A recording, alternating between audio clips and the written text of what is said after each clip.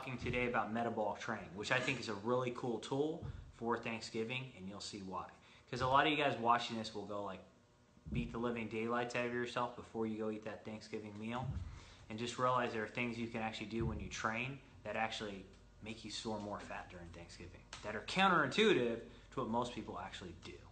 So on Thanksgiving, you know, remember, memories are the most important thing that you could do, but everyone wants to get shredded. So that's a key thing to really keep in mind.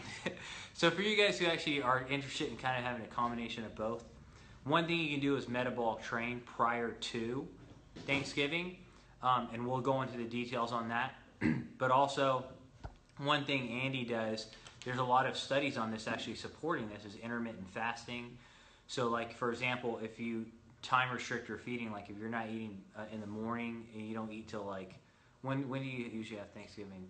Normally Thanksgiving I'll have around 4 or 5 in the afternoon. Yeah, 4 or 5. So if you're like intermittent fasting up to that point, studies show actually like, there's studies like when you do that protocol, people are eating horrible like McDonald's and they don't get fat. I'm not saying to do this every day. I'm just saying if you're super worried, that intermittent fasting could be a tool. So that's my tip for you guys on that.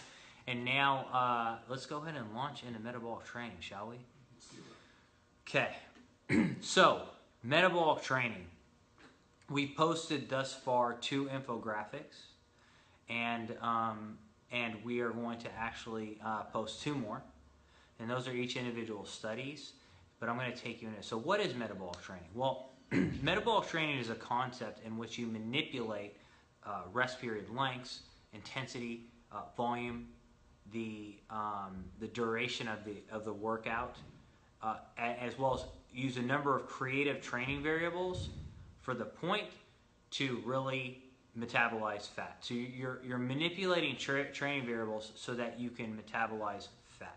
Okay, and in essence, what you're trying to do is, if we go and take each of these variables out, you're really kind of trying to create a simultaneous resistance training stimulus coupled with a metabolic response.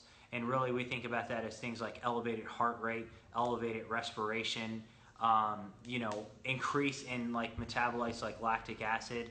All of these things are metabolic training. So your heart rate's going to be elevated, your breathing rate's going to be elevated.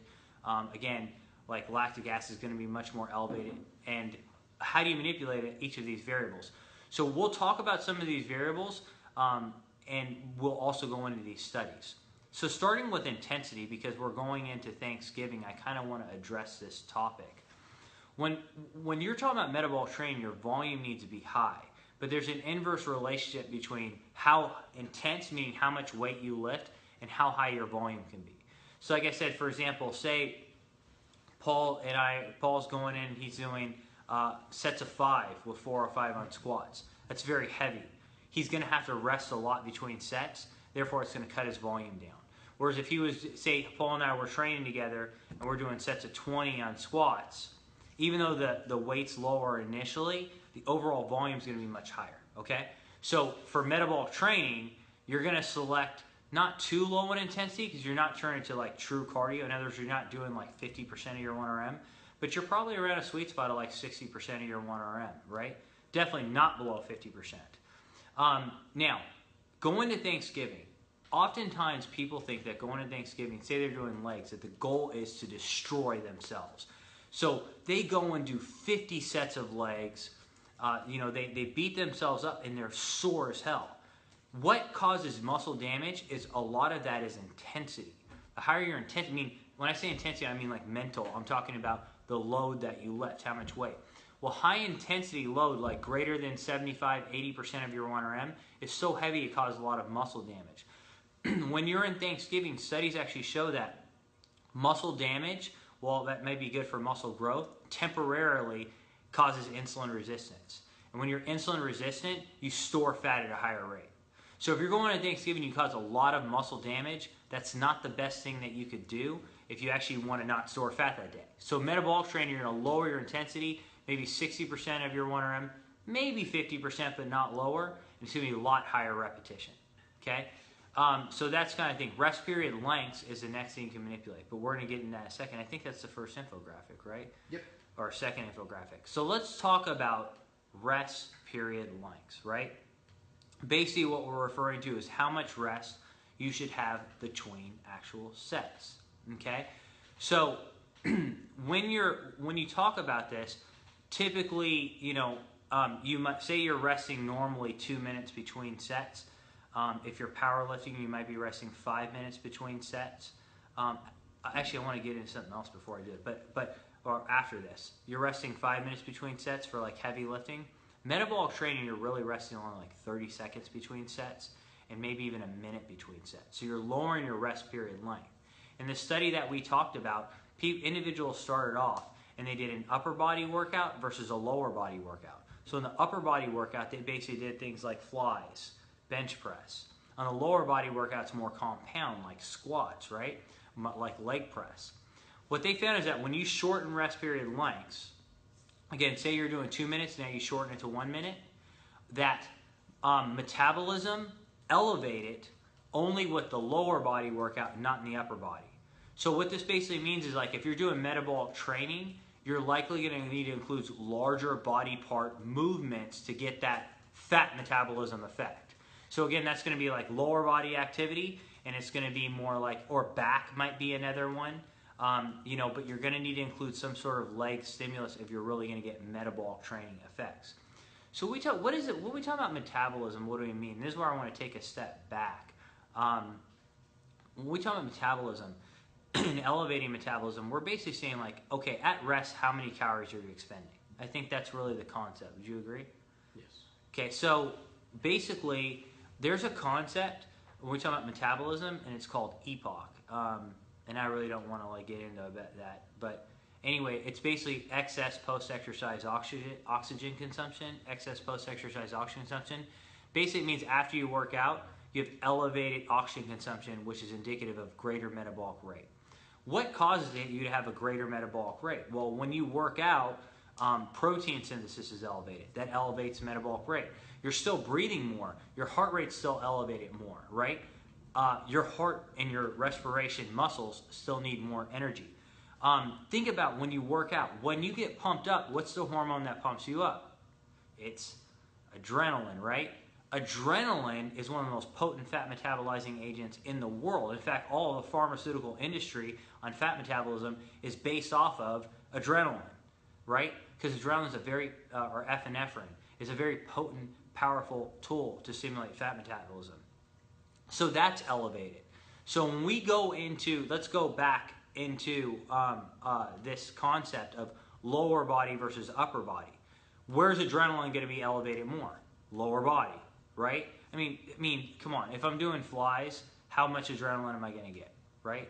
Unless it's got to be almost self-induced, like with heavy metal or something like that, right? And then when we actually talk about stuff like, now we talk about heart rate, respiration. Where's that going to be elevated more? Lower body, clearly, right? And so hormone status in general, overall hormones, thyroid hormone, everything, again, elevated more with lower body. So mechanistically speaking, you can see why this is the case. So next study that we actually have not covered, but we're actually putting it out tonight, right, was we're talking supersets. Now, there's different types of supersets, okay? And the one we posted is what's called an agonist-antagonist superset. Some people call it agonist-antagonist paired set training. Again, it's agonist-antagonist paired set training. What do I mean by agonist-antagonist paired set training, okay? If I'm lifting a weight, all right? So say I'm going to do chest right now, and I'm bench pressing. That's the primary mover of the bar. And therefore, that's agonist, meaning it's the mover. I'm moving it in this direction, so we call it agonist.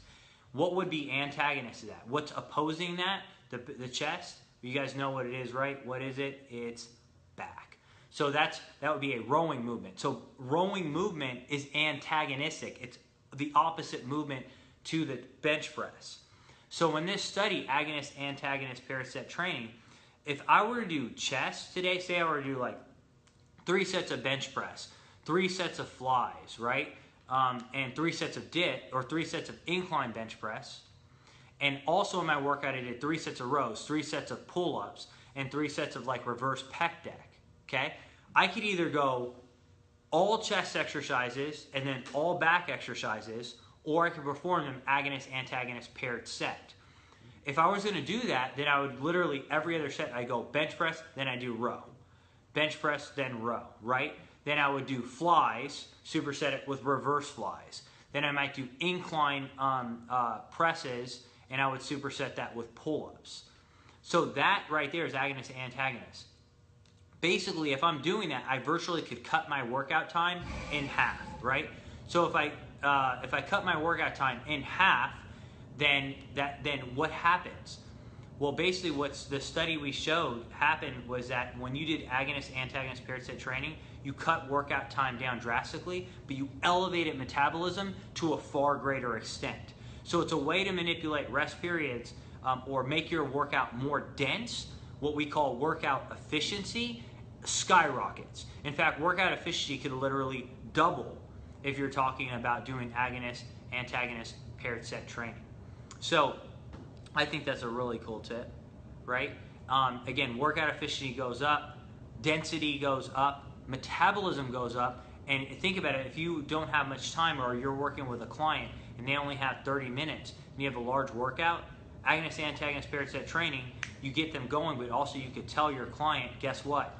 You're going to have an elevated metabolism to a much greater extent in a shorter period of time, which is where the industry is going right now, shorter periods of time.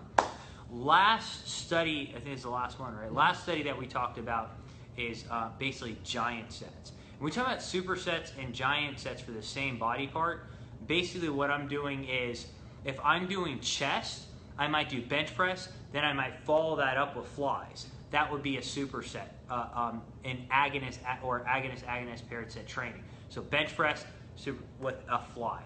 Okay. Now, if it were a giant set, I might go incline bench press, flat bench press, decline bench press, superset it with flies. That's 4 movements straight. One thing a good friend of mine, one thing a good friend of mine, Ben Pekulski, does actually, like when he's prepping for a contest off season, he'll just do like, normal sets. When he starts cutting, he'll start supersetting. So he'll go, okay, I'm gonna do the bench press superset with flies. And then I'm also gonna do like the incline press superset with decline press. As he gets closer to the contest, he starts linking more and more of those exercises. So basically you go bench press, fly, decline.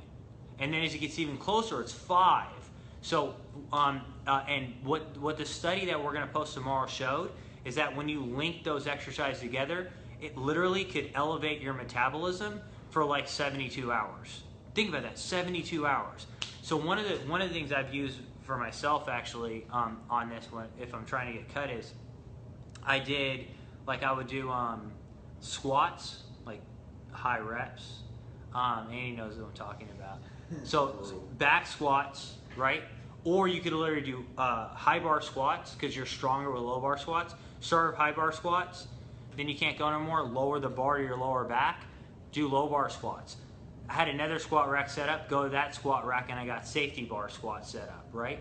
Knock out safety bar squats. You're probably doing 12 to 15 reps on each of these.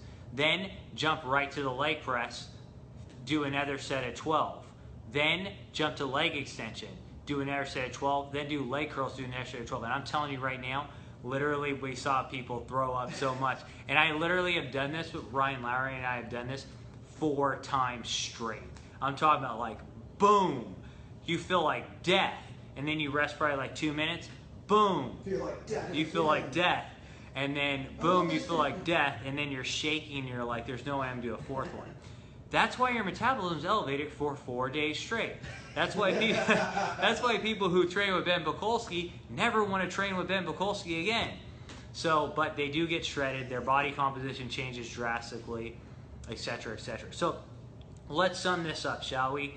Metabolic training, you're essentially manipulating rest period lengths, shorter rest period lengths, intensity, weight's going to be moderate, 50-60%.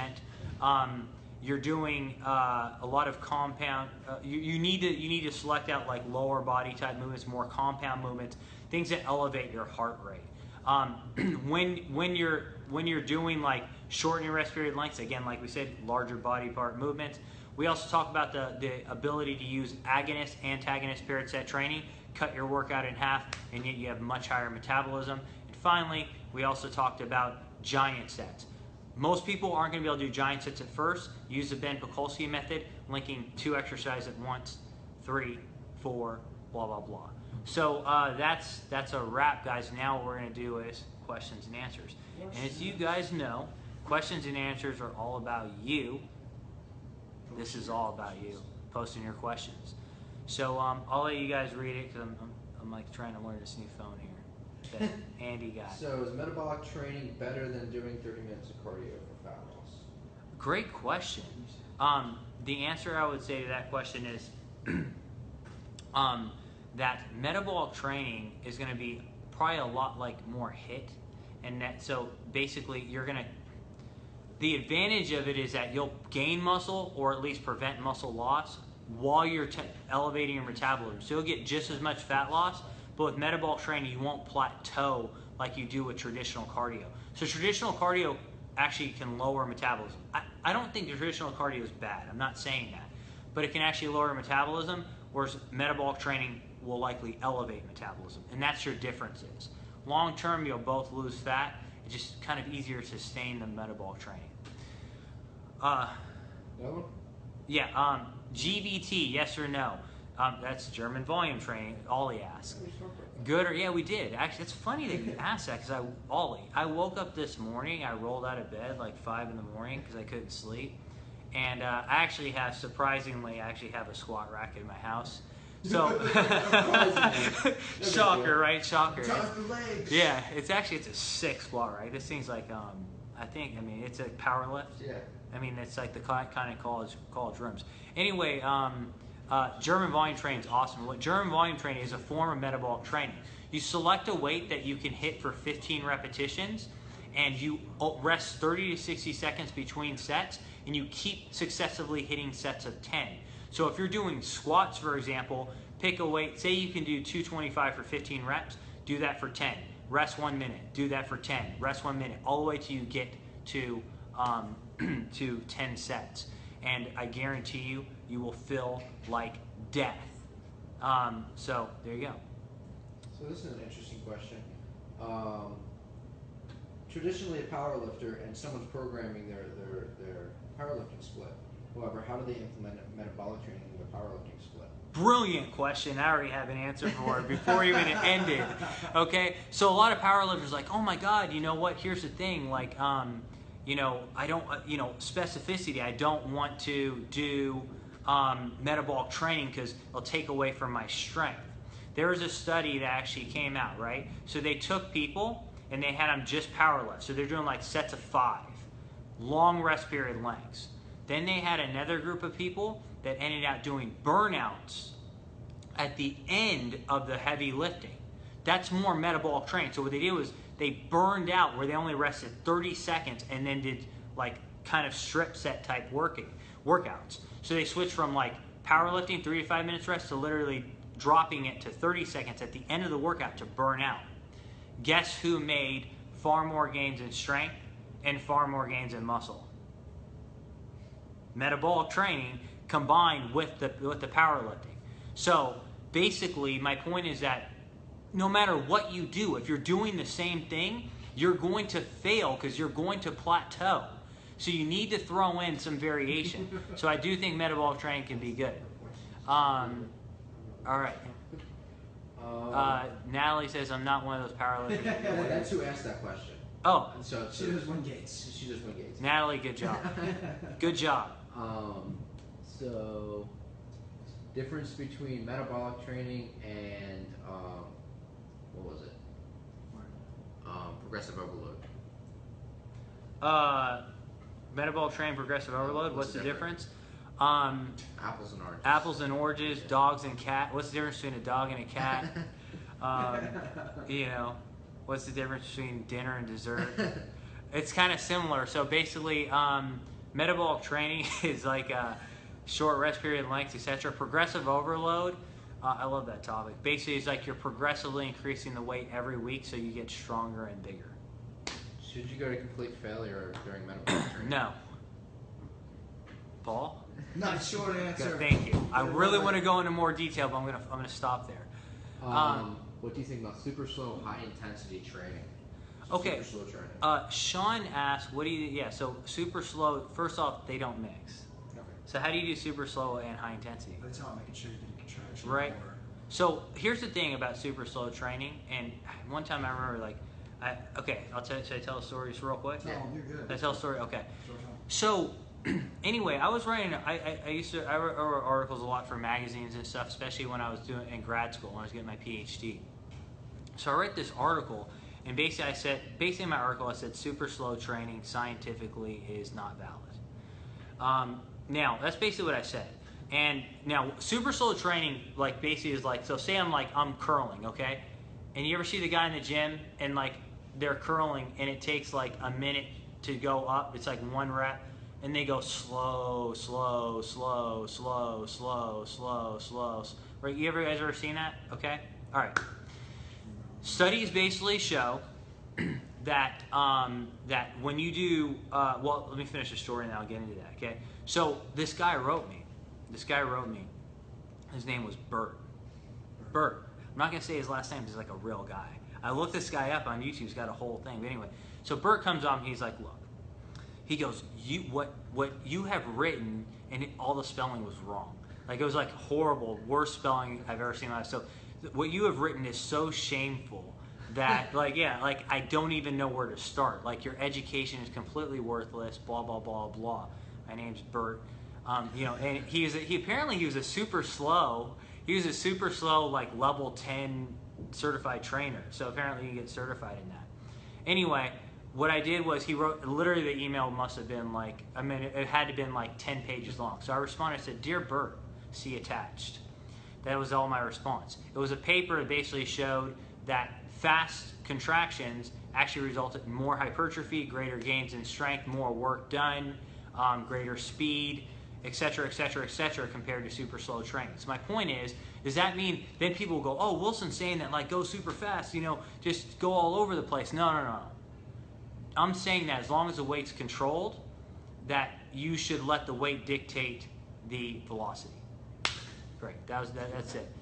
Oh, Chelsea thinks that's hilarious. I appreciate that. Thank you. He said mic drop. Thank you for the mic drop. Okay. So elevations of lactic acid contributes to metabolic training. How does this link up with blood flow restriction? Great question. Real quick, this is Padme says, "What do you think about Tabata?" It's awesome. Now your question? How is metabolic training and BFR the same? Or how are they similar? BFR, I would link as a subcomponent underneath the umbrella of metabolic training. So metabolic training can also cause muscle growth by mechanisms of metabolic stress and cell swelling, because basically it causes a lot of lactic acid. And we know that if you take a cell and put it in isolation and actually just expose it to lactic acid, you stimulate protein synthesis. Blood flow restriction, you restrict blood flow to a limb. Like when I do blood flow restriction, I'll actually restrict blood flow to my quads or my right here above my thighs, and I'll do a set of 50 on squats, with 135. I've actually one time I did 100 reps, with 135, blood flow restricted. And it hurt a lot. It hurt a lot. Put it back up. It hurt a lot. Yeah. Content. Yeah. I'll do it. It's a good idea. It's good content. So anyway, yes. Okay. Abdullah Al-Asami says, did I get that right, man? What do you think about keto bulking? No one's ever done the research on it. I think it has potential. Our metabolic, we gotta do that study. It is. Narendra says, are metabolic rates higher in people who have more muscle or more fat? More muscle. Yeah. I'm learning more in this video than I did in my ex-phys class. Yes! That's the goal. Paoli Alessandra Bombini Musso says, does metabolic training replace cardio or HIIT? if you're getting here's the thing: metabolic training can serve as a cardiovascular stimulus. See what I'm saying? So, say Andy and I go and do like 5 sets of 20 on squats, right? You're gonna get a cardiovascular adaptation, right? Sounds like a good idea, right? So you're gonna get a cardiovascular adaptation. So I think it's a form of modified cardio, but I think that for like cardiovascular benefits, you're gonna probably get more bang out of your buck for things like HIIT training, like wind gates, sprinting. You get more of a cardiovascular stimulus. I still recommend doing that, but technically, yeah, sure, it could work that way. Will BCAAs take me out of ketosis? Likely not. What else we got? Okay. We're going to go ahead and take maybe what? How many more questions? We'll do 2 more questions. Any burning questions? Any burning questions? I think I answered like most everyone's questions already. Cool. So guys, I'll tell you what, we appreciate you. What is responsible for regulating the body's metabolism? Oh, what's responsible? All right, you know what? This is definitely the last question. What's responsible for regulating people's metabolism? You literally just opened up a can of worms. But I'm gonna try and do this speed. Can I do it speed? Do an academy lesson. Okay, real quick. We'll do academy lesson on it. What basically impacts your metabolic rate is going to be muscle mass for sure. It's going to be higher with more muscle mass. In fact, lean mass seems to explain 70% of the variance in metabolism. Hormone status is going to impact that as well. So, for example, if you have higher testosterone, you'll have a higher metabolic rate. Temporarily speaking, you have higher things like adrenaline or stress. That's going to elevate your metabolic rate. Food is going to impact your metabolism. So we call it the thermic effect of food.